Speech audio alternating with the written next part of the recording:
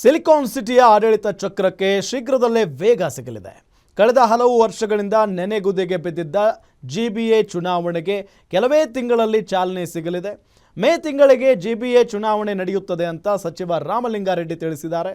ಹೀಗಾಗಿ ಮೂರು ಪಕ್ಷಗಳಲ್ಲೂ ರಾಜಕೀಯ ಚಟುವಟಿಕೆ ಗರಿಗೆದರಿದೆ. ಈ ಬಗ್ಗೆ ಒಂದು ರಿಪೋರ್ಟ್ ಇದೆ, ನೋಡೋಣ ಬನ್ನಿ. ಮೇ ಅಂತ್ಯದೊಳಗೆ ನಡೆಯಲಿದ್ದ ಜಿಬಿಎ ಎಲೆಕ್ಷನ್. ಸಾರಿಗೆ ಸಚಿವ ರಾಮಲಿಂಗಾರೆಡ್ಡಿ ಕೊಟ್ಟರು ಮಹತ್ವದ ಸುಳಿವು.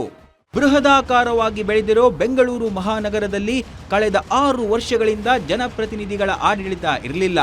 ಸರ್ಕಾರನೇ ಅಧಿಕಾರಿಗಳ ಮೂಲಕ ಆಡಳಿತ ನಡೆಸುತ್ತಿದ್ರೂ ಅಭಿವೃದ್ಧಿ ಕೆಲಸಗಳು ನಿರೀಕ್ಷಿತ ಪ್ರಗತಿ ಕಾಣ್ತಾ ಇರಲಿಲ್ಲ.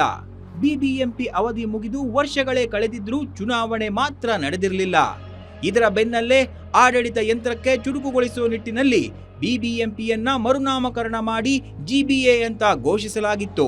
ಈ ಎಲ್ಲ ಬೆಳವಣಿಗೆಗಳ ನಡುವೆನೇ ಸುಪ್ರೀಂ ಕೋರ್ಟ್ ಜೂನ್ ಅಂತ್ಯದೊಳಗೆ ಎಲೆಕ್ಷನ್ ನಡೆಸಿ ಅಂತ ಆದೇಶಿಸಿದೆ. ಯಾವಾಗ ಸುಪ್ರೀಂ ಕೋರ್ಟ್ ಚಾಟಿ ಬೀಸೋ ಕೆಲಸ ಮಾಡಿತ್ತೋ, ಎಚ್ಚೆತ್ತ ಸರ್ಕಾರ ವಾರ್ಡ್ ವಿಂಗಡಣೆ, ಮೀಸಲಾತಿ ಪಟ್ಟಿ ಪ್ರಕಟ ಮಾಡೋ ಕೆಲಸ ಮಾಡಿತ್ತು. ಆದ್ರೀಗ ಅಧಿಸೂಚನೆಯೊಂದೇ ಬಾಕಿ ಇದ್ದು ಏಪ್ರಿಲ್ ಮೊದಲ ವಾರದಲ್ಲಿ ಘೋಷಣೆ ಮಾಡಲು ಸಿದ್ಧತೆ ಮಾಡಿಕೊಂಡಿದೆಯಂತೆ. ಹೀಗಾಗಿ ಮೇ ತಿಂಗಳಿಗೆ ಜಿಬಿಎ ಚುನಾವಣೆ ನಡೆಯುತ್ತದೆ ಅಂತ ಸಚಿವ ರಾಮಲಿಂಗಾರೆಡ್ಡಿ ತಿಳಿಸಿದ್ರು.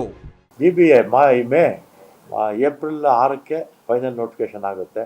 ಆಮೇಲೆ ಒಂದು ತಿಂಗಳು ಸರ್ ಸುಪ್ರೀಂ ಕೋರ್ಟ್ ಕೇಳ್ತಾರೆ. ಅವ್ರ ಮಾತೆಲ್ಲ ಸುಪ್ರೀಂ ಕೋರ್ಟ್ ಯಾರ ಮಾತು ಕೇಳಲ್ಲ. ಬಾಂಬೆನಲ್ಲಿ ಇದೇ ರೀತಿ ಮುಂದಕ್ಕೆ ಹೋಗ್ತಾ ಇತ್ತು. ಏನು ಮಾಡಿದ್ರು, ಎಲೆಕ್ಷನ್ ಮಾಡ್ರಿ ಅಂದ್ರು, ಮಾಡಿದ್ರು, ಮುಗಿದೋಗಿತ್ತು. ಇನ್ನು ಜಿಬಿಎ ವ್ಯಾಪ್ತಿಯ 5 ನಗರ ಪಾಲಿಕೆ ಚುನಾವಣೆ ನಡೆಯೋಕೆ ಇನ್ನೊಂದೇ ಹೆಜ್ಜೆ ಬಾಕಿ ಇದೆ. ಯಾಕಂದ್ರೆ ಈಗಾಗಲೇ ವಾರ್ಡ್ ಮರು ವಿಂಗಡಣೆ ಪೂರ್ಣಗೊಂಡಿದೆ. ವಾರ್ಡ್ಗಳ ಮೀಸಲಾತಿ ಪಟ್ಟಿಯೂ ರಿಲೀಸ್ ಆಗಿದೆ. ಇದೆಲ್ಲದಕ್ಕಿಂತ ಮುಖ್ಯವಾಗಿ ಮತದಾರರ ಕರಡು ಪಟ್ಟಿಯೂ ಸಿದ್ಧವಾಗಿದೆ.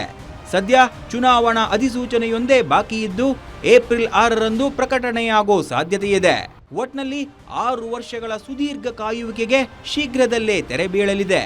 ಜಿಬಿಎ ಹೊಸ ರೂಪದಲ್ಲಿ ಬೆಂಗಳೂರಿನ ಆಡಳಿತ ವ್ಯವಸ್ಥೆ ಚುನಾವಣಾ ಅಖಾಡಕ್ಕೆ ರೆಡಿ ಆಗ್ತಿದೆ.